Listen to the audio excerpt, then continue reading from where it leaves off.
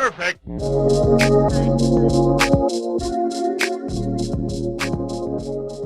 Hello there broskies, Erkin back here with another video, and it's one I've been putting off for about a week or so now. I'm very torn on this silhouette and I really wanted to like these, but on today's video we are having a look at the Nike Jordan 1 Low Neutral Grey.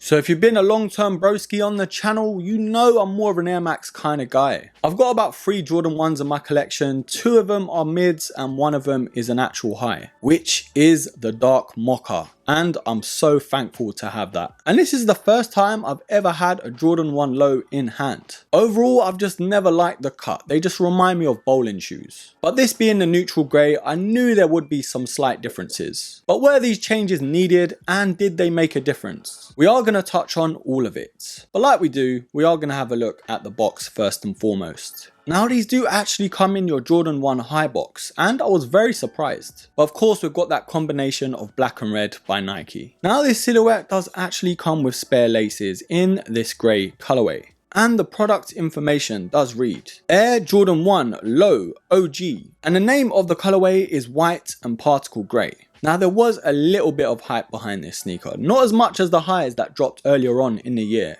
I think it's the most hype I've seen behind a Jordan 1 Low in so long. But comment down below, what do you think the best Jordan 1 Low is? But releasing on the 24th of June this year and retailing at £115 here in the UK. This isn't the first time this silhouette has retro. These did retro back in 2015. And there is very slight differences, such as the cut of the Nike swoosh. But other than that, there isn't really much difference. Now the reason this is being labelled an OG by Nike is because of the cut of this low. It's very different to the average Jordan 1 Low. And that's one of the reasons why I was drawn to this silhouette. But unfortunately, I could only get my hands on a UK 10, which me being a UK 9 wasn't really the best decision I ever had. It was either this size or a UK 7, so I guess beggars couldn't be choosers in that case. If I went for that 7, I wouldn't have been able to do that on foot portion of the video. But because these were slightly bigger, I think this has influenced my decision on this sneaker. But before we get into any of that, in terms of the sizing, I'm gonna have to say these do fit true to size. I've had a 10 before in a Jordan 1 high and they fit exactly the same. I could have probably gone for a UK 9.5 just because I use crease defenders, but for me, I do stick true to size. Right, you with me so far? Let's take an even closer look, shall we? Now most of this sneaker is covered in leather, as you can see. And I've got to say, the feel and touch of this silhouette is so premium, I can't even fault it. I just wish some other Jordan 1 highs and even dunks were made of this caliber. It's just so soft and buttery smooth.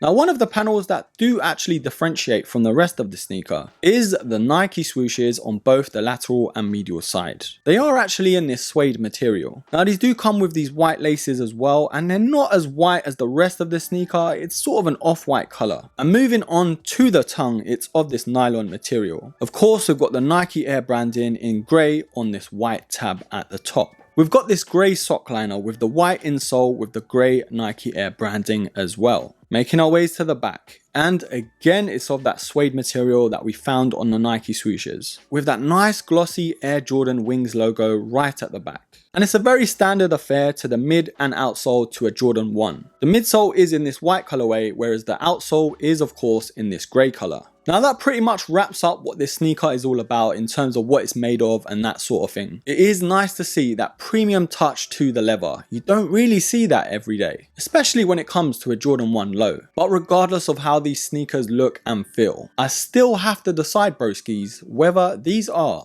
a buy or a buy. Now, my personal opinion, the Jordan 1 Low is just not for me. I just don't like the cut on a lot of these silhouettes. There is the odd Jordan 1 Low that catches my eye, but still not enough for me to buy them. And I've got to say, this is actually one of them. This is defo a sneaker I'm not going to keep in my rotation or even in my collection. Regardless of these not being my size, I just don't like the cut of them. They just remind me of bowling shoes so much, and it's really off-putting. And I know I'm probably going to get slated for not liking this silhouette. I did actually like the high neutral grey. I did a lot to get that sneaker and was very unsuccessful. And as you know by now, I'm not trying to pay resale for anything, and especially not for those prices. But broskies, my overall verdict is indeed a buy.